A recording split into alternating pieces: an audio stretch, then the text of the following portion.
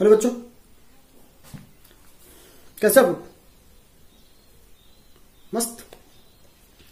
चलिए, solution. Last class हम लोगों ने राउल्ट्स लॉ को कर लिया था, फिर हमने कर लिया था ideal and non ideal solution, और आइडियल नॉन आइडियल के बाद जो क्लास था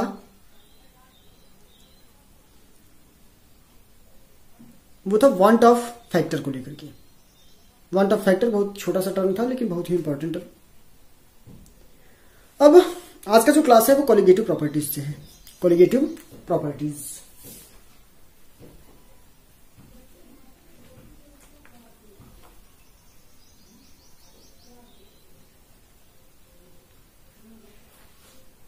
Colligative properties. Those properties which are depends upon the number of particles, not the nature of particles. Again, those properties which are depends upon number of particles, not nature of particles.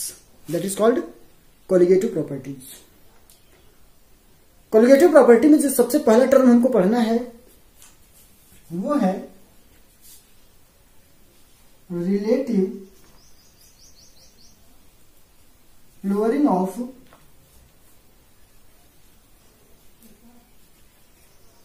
Vapour pressure.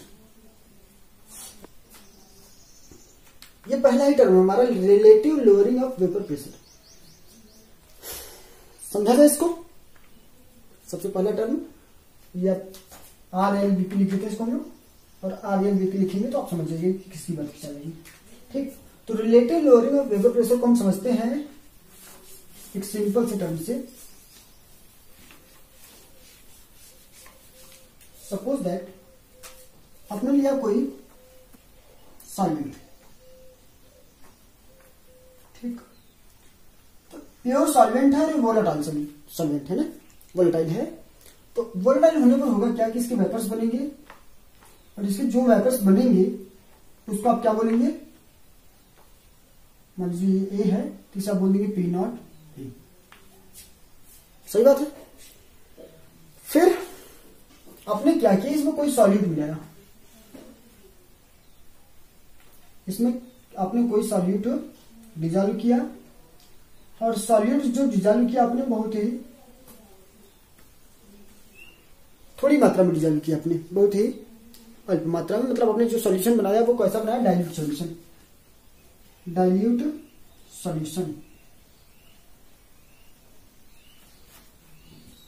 जो solute मिलाया आपने वो non volatile था, non volatile. समझ रहे? Solute जो मिलाया आपने वो नॉन वोलेटाइल था, साथ में वो इतनी थोड़ी मात्रा में मिलाई आपने कि वो डाइल्यूट सॉल्यूशन आपने बनाया। जब भी आप डाइल्यूट सॉल्यूशन बनाएंगे तो यहां पर सॉल्यूट के पार्टिकल्स आ जाएंगे, और जब भी सॉल्यूट के पार्टिकल्स यहां प्रेजेंट होंगे तो स्वाभाविक सी बात है कि पहले जितना इसका वेपर बन रहा था अभी इसका वेपर कम बनेगा। पहले जितना वेपर बन रहा था अब उतने वेपर नहीं बनेंगे, क्योंकि पहले यहां पर जो प्रेजेंट थे वो केवल और केवल सॉल्वेंट के पार्टिकल्स प्रेजेंट थे, केवल और केवल ए के पार्टिकल्स प्रेजेंट थे, है कि नहीं? अब यहां पर ए के पार्टिकल्स प्रेजेंट होंगे, साथ में मतलब सॉल्वेंट ए के प्रेजेंट होंगे, साथ में सॉल्यूट बी के भी प्रेजेंट होंगे, है कि नहीं? अब दोनों पार्टिकल जब प्रेजेंट होंगे तो यहां पर सॉल्यूट के पार्टिकल्स और सॉल्वेंट के पार्टिकल्स के बीच में कहीं ना कहीं थोड़ा सा इंटरेक्शन होगा। तो ये जो सॉल्यूट के पार्टिकल्स सॉल्वेंट के पार्टिकल्स बाहर की ओर जा रहे थे वो अब नहीं जाएंगे, है ना? तो यहां पर एक बात समझ में आई हमको कि पहले जितना वेपर बन रहा था इसका वो वेपर जो है सॉल्यूशन से हो जाएगा कम, सॉल्यूशन से वो वेपर हो जाएगा कम। तो P naught A P S, मतलब पी नॉट ए जो होगा वो ज्यादा होगा, पी एस जो होगा वो कम हो जाएगा। हम लिख सकते हैं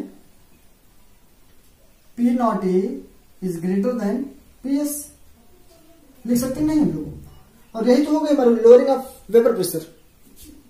सॉल्यूट को मिला देने पर वेपर प्रेशर में कमी हुई ना, तो वेपर प्रेशर में जो कमी हुई उसी को आपने बोल दिया लोअरिंग ऑफ वेपर प्रेशर। तो ये बात आपको समझ में आई, ठीक। अब अगर इसको हमको लिखना हो डेल्टा पी इक्वल टू, तो अब क्या लिखेंगे? P S minus P naught. सही बात है ना। अब लिखेंगे इसको delta P equal to P S minus P naught. और थोड़ा सा बोल सही कर लिया जाए, कैमरा सही कर लिया जाए। ठीक, अब delta P equal to P S minus P naught किया आपने, इसको आप क्या लिखेंगे? थे हम लोग हमने लिखा delta P equal to P S minus P naught. ठीक, according to Raoult's law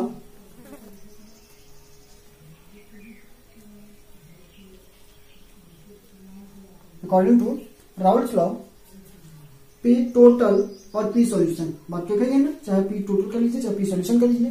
P solution equal to P naught A X A plus P naught B X B. सही है। अब यहां पर समझिए कि जो बी है वो नॉन वोलेटाइल है। अगर नॉन वोलेटाइल है इसका वेपर नहीं बनेगा, और अगर वेपर नहीं बनेगा तो पी नॉट बी की वैल्यू क्या हो जाएगी? लिखेंगे हम since B is non volatile hence P naught B equal to 0। अगर पी नॉट बी हो गया 0 तो ये टोटल टर्म हो जाएगा 0। तो फिर पी एस इक्वल टू क्या बचेगा? P S equal to P naught A sorry X A होगा कि नहीं होगा ये? अगर पी नॉट बी 0 हुआ तो ये टोटल टर्म 0 हो गया, और टोटल टर्म 0 होते ही ये वैल्यू क्या हो जाएगी आपकी, मतलब ये तो 0 हो गया, तो पी एस इक्वल हो जाएगा पी नॉट ए एक्स ए। अब इसके बाद थोड़ा सा इरेज करके तब बताया जाएगा। ठीक, अभी अभी राउल्ट अकॉर्डिंग हमने सीखा था पी टोटल या पी सॉल्यूशन इक्वल टू क्या हो गया था? P naught A X A plus P naught B X B, है ना। तो पी सॉल्यूशन इतना हो गया, हमने देखा कि पी बी इक्वल टू क्या हो गया था? 0 हो गया था, इसलिए टोटल वैल्यू 0 हो गई। तो पी एस इक्वल टू क्या हो जाएगा? P S equal to P naught A X A. ठीक, अब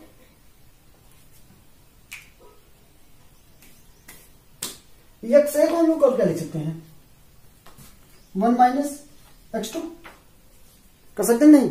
एक्स ए को 1 माइनस एक्स टू लिखा जा सकता है, तो हो जाएगा P S equal to P naught A 1 minus X two कर देंगे। अब इसका हम लोगों ने मल्टीप्लाई किया अंदर की ओर, पी एस इक्वल टू हो जाएगा P naught A minus P naught A X two. सही है। आगे सॉल्व करिए इसको।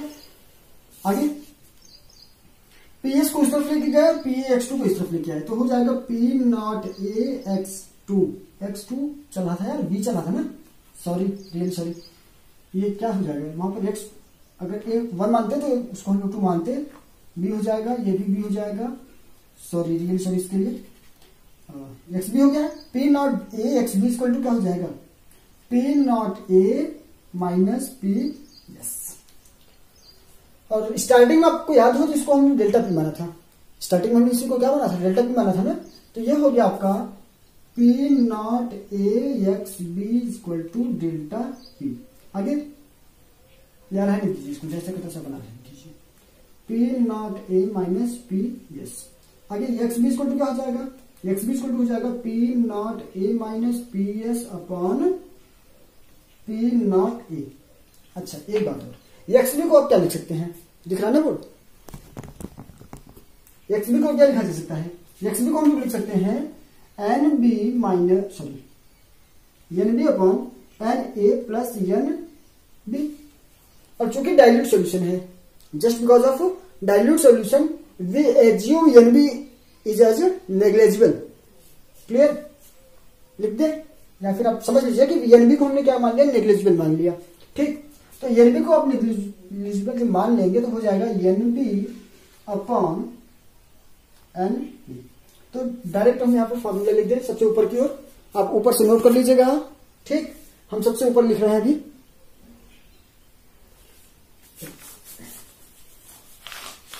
क्या फॉर्मूला बन के आया है? P naught A minus P S upon P naught A equal to N B upon N B. ठीक, और भी सॉर्ट करना है इसको, तो और क्या कर सकते हैं आप इसमें, अगर और भी ये कर रहा हूं तो इसको क्या कर सकते हैं, देखिए नोट कर लीजिएगा इसको, कॉपी पेन साथ में लेके बैठेंगे तो साथ में नोट करते जाएंगे आप लोग। ठीक, आगे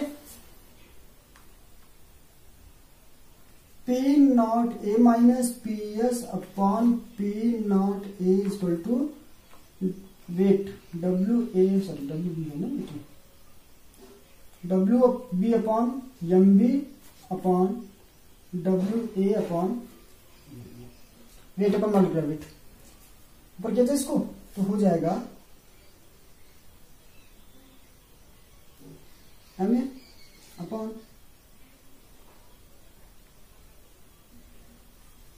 MB अपॉन,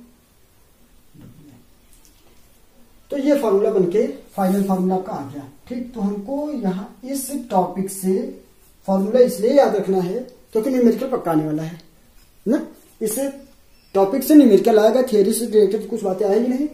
थियरी भी आपको समझ में आया कि अगर आपने क्या किया, कोई सॉल्यूट लिया, सिंपल सी बात है कि अगर आपने कोई सॉल्वेंट लिया और सॉल्वेंट का वेपर जो होगा, ये जो सॉल्वेंट का वेपर होगा P नॉट A, जब इसमें आप लोग को डिजॉल्व किया, मान लीजिए B को डिजॉल्व किया, तो स्वाभाविक सी बात है ये जो बाद का प्रेशर होगा PS, ये तो इससे छोटा ही होगा, तो आपने यही लिखा था P naught A is greater than PS। अब जितना ज्यादा ही ग्रेटर होगा ये, उसी को आप बोलेंगे लोअरिंग, मतलब ये तो घटेगा, जितना घट जाएगा उसी को आप लोअरिंग बोल देंगे। Clear, lowering of vapour pressure due to addition of a non volatile solute. Clear है ये बातें। कंडीशन दो बताई मैंने कि सॉल्यूट जो होंगे वो नॉन वोलेटाइल होंगे, और सेकंड कंडीशन हमने क्या बताई आपको कि सॉल्यूशन जो होगा वो डाइल्यूट टाइप का होगा। ठीक, तो ये बात आपको समझ में आया। एक न्यूमेरिकल इस पर करते हैं हम लोग। न्यूमेरिकल की बात कीजिए, the vapour pressure of pure liquid at 298 kelvin temperature is 23.8 mmHg. After mixing or after dissolving 50 gram of urea in 850 gram of water, determine the vapor pressure of liquid and lowering vapor pressure of solution. Simple सा प्रश्न है, कह रहा है कि शुद्ध जल का जो वेपर प्रेशर है वो 23.8 है mmHg। 50 ग्राम यूरिया को आपने 850 ग्राम जल में घोल दिया, तो जो वेपर प्रेशर होगा आपका वाटर का वो क्या होगा, और पूरे सॉल्यूशन के वेपर प्रेशर में कितना डिक्रीजमेंट होगा वो ये कैलकुलेट करना है हमको। ठीक, तो क्वेश्चन आप लोग ध्यान से पढ़ लीजिए और एक बार खुद से ट्राई करिए सॉल्व करने का, फिर हम तो बता ही रहे हैं। देखिए, हैज बीन गिवन, क्या क्या दिया है, P नॉट वाटर लिखते हैं यहां पर H2O दिया हुआ है 23.8 mmHg, सही है ना। सेकेंड टर्म क्या दिया हुआ है,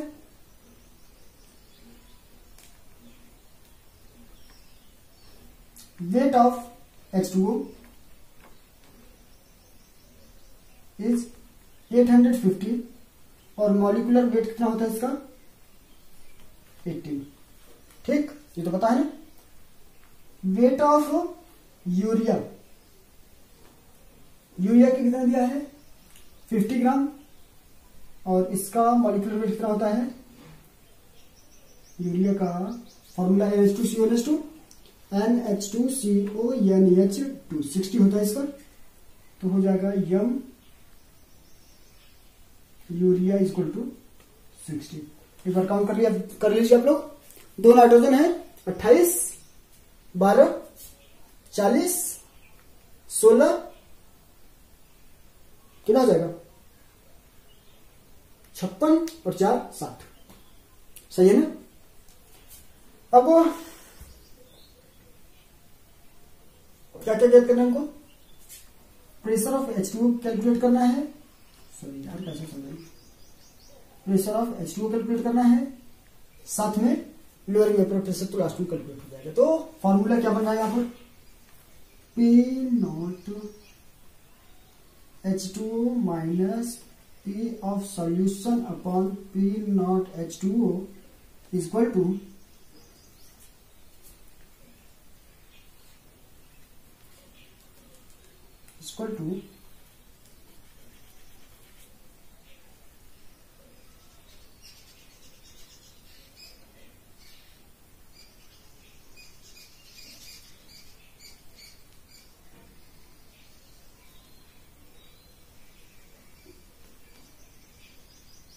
ये था ना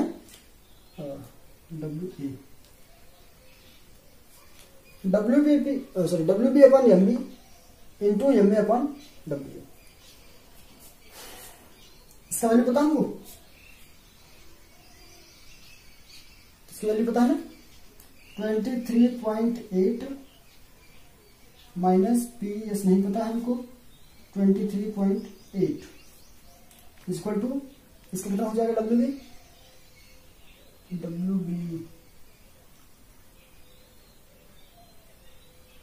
इससे बढ़िया है कि इसको यूरिया लिखा जाए, ये यूरिया हो जाएगा, ये H2O और फिर ये भी आपका H2O। अब वैल्यू रखना आसान हो गया, अब वैल्यू रखना हो जाएगा आसान, तो वैल्यू रख दीजिए आप, क्या हो जाएगा यहाँ पर 50 अपॉन 60 इंटू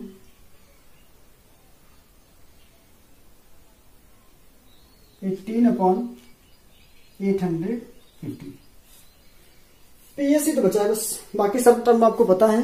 अगर केवल पीएस पता है बचा है तो अब सॉल्व करना आसान है, सॉल्व करिए, जो आंसर मिलता है उसको कमेंट करना है।